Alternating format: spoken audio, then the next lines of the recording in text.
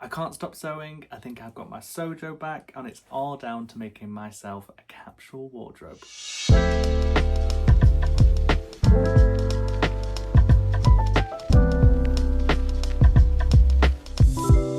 Hello, happy Sunday. How was your week? Let me know in the comments below. I've been feeling really inspired after making the first piece of the capsule wardrobe, the jacket. I've had loads of positive comments, and I'm not gonna lie, I think before starting kind of this series, I had been struggling a little bit with kind of the sojo. It'd gone. I wasn't really feeling that creative. I didn't really know what I wanted to make, so I think this capsule wardrobe has been the best move. So if you've lost your sojo, let me know in the comments how you try and get it back. Last week I showed you some fabric that I bought on my trip to Abercan, and I've ordered the Minerva fabric that should be coming soon, but I just had to make some more. So I decided that I would make the pants out of this striped fabric that I got from Abercan, and I was thinking how to incorporate some more of the colour palette in. I'm happy that I've gone with a stripe as a print, but I thought I'd add a pop of the red, so I'm going to do some zigzag top stitching in different places on these Emporia Roan trousers. I think I've got the pattern, let me show you. So these are the Emporia Roan trousers. I absolutely love these. I've made enough pairs now that I'm pretty confident that I can make them without the instructions, but they're just a really cool shape, and I really like that they've got elasticated waist at the back, and then they've got these really chunky belt loops, so that you can fit it with a belt as well. I've been making a size 18 that is definitely too big for me, but I really like the size that it gives me on the barrel leg, and I've also lengthened it by a couple of inches as well, just so I've got the length, because they are a little bit cropped. But the 18 is a really good size for me, and that's why I like the elastic at the back, so I go a lot shorter than recommended, and then I do belt them as well. So I'm going to whip these up today. I've got a full day of sewing ahead of me. I've got a lot planned. I want to try and finish these. I found some mustard yellow ochre corduroy in my stash that you can see. It's very messy over there and needs a tidy, but I thought I've not incorporated any yellow ochre into the capsule yet, so I think I'm going to make one of my docker hats, and I think that'll be a really cool way to bring in some of that yellow. And then I am waiting for the Minerva fabric to arrive, but I would like to draft my t-shirt pattern today. So on today's list, Emporia Roan trousers, docker hat, and draft my t-shirt pattern. And I'll show you how I kind of self-draft patterns based on other existing garments that I like, so make sure you check that out.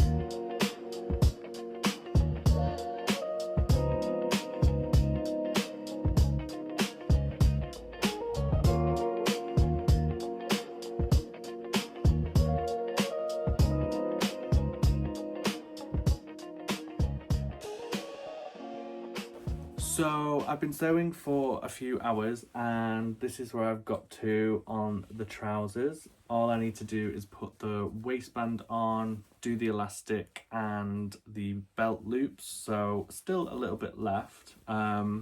It's got all of the red top stitching on the side seams, I've hemmed them at the bottom, put the fly zip in. It does need a press. All the pockets are in on the back as well, and I'm really happy with the red top stitching. I'm not gonna lie, the striped fabric has sent my eyes a little bit funny, so I think I might take a break before I put the waistband on, and maybe start drafting the t-shirt pattern. So this is a bit of a funny angle, but it's the best I could do to try and show you what I'm going to do drafting this top. So I want to replicate the pattern of this t-shirt that I really like the fit of, and all I've done is taken the layers and pinned them together, rather than folding it in half and tracing around it that I know a lot of people do. I tend to find that it gives me quite a lot of bulk when I'm trying to match up and trace around the seams. So I've pinned the front and backs together, and then I've pinned along the center line and aligned that with the edge of my drafting paper so that I know I'm going to get a true straight line here. And then all that means that I need to do now is just trace around the t-shirt itself and marking the different points. And then when I get to the sleeve, I can fold the sleeve back and trace that curve. Now, on sleeves, they tend not to be perfect mirrors of each other, but because this is a boxy sleeve, a boxy t-shirt pattern, and I think I'm even going to make it a little bit boxier, I'm okay with the sleeve being symmetrical, which means I do need to ignore the shoulder seam on this pattern, so I can just follow where it's traced, but I'll show you that when we get to it.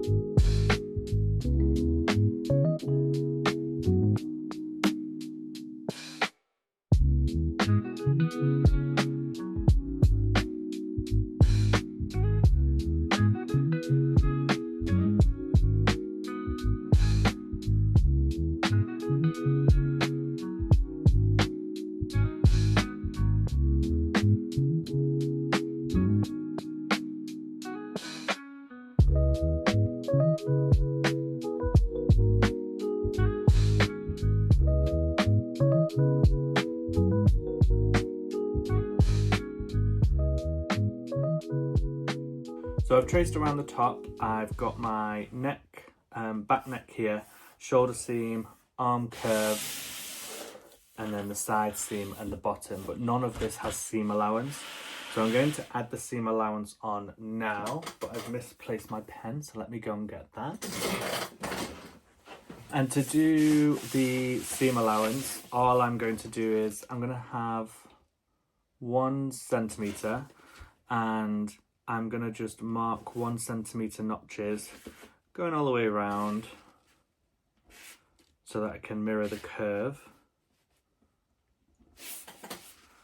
And then when you're doing the straight lines, you can then just do 2 points and mark them together, but with the curve you'll need to freehand it. Now I want to do the curve of the front neck. So we've traced around the back.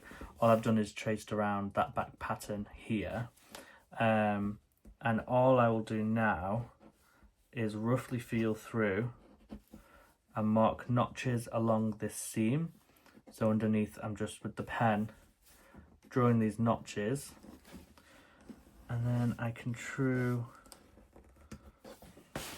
that up to get my neck seam.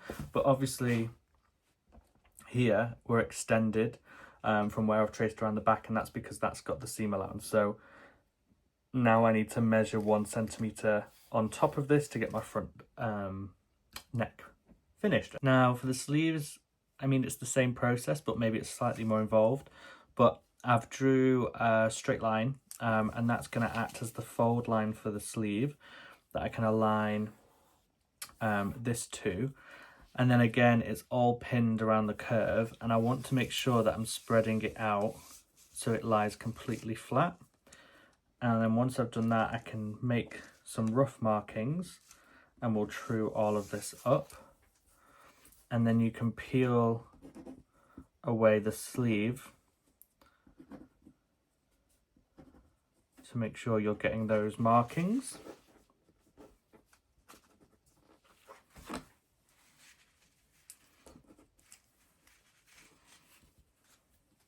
Again, this doesn't have seam allowance, but now using our ruler, we can straighten everything up.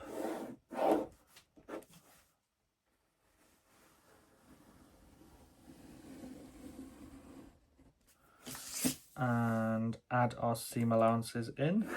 But we don't need any seam allowance on this side because that is the fold, and we can just flip this over and that'll be a mirrored sleeve. And that's our sleeve done. So I have got a 1 centimeter hem here. You might normally double that if you're going to fold it over, but because I'm going to add the bias tape, I just need that centimeter. And then what I'll do now is measure this line, and then we can do a band piece that we can then cut out of the contrasting binding when the fabric comes. So I've whipped up the t-shirt pattern that we've drafted, and I'm happy with it. I have to say this is the worst thing I've ever sewn, and this fabric, I really don't like it. It's super stretchy, but the collar is perfect. I think that's going to be really nice when it's in contrasting fabric. I haven't put it on very well. I needed to pull more round into the front, but that works. I've got the drop sleeves. I like the sleeve length, and then this will obviously be hemmed and cropped, so that'll look great. I did put some binding on here just to see what it would look like, but the binding's too big, so I just need to shorten that on the binding pattern, just maybe by like 1 centimeter or so. But I'm really happy with this and how it fits. I might make a few more alterations, and then when the fabric comes from Minerva, I can make all the contrast tops. I'm not going to make the docker today because I'm all sewn out, so you'll have to wait for the next video for that. But I have got the mustard. So this is the cord that I found in my stash, which I think would look really cool. It's kind of giving Paddington Bear, but it's a little bit thin, so I'm going to have to back this, flatline it with some calico. But yeah, that's me for this week. I hope you have a great week next week, and I'll catch you soon. Bye!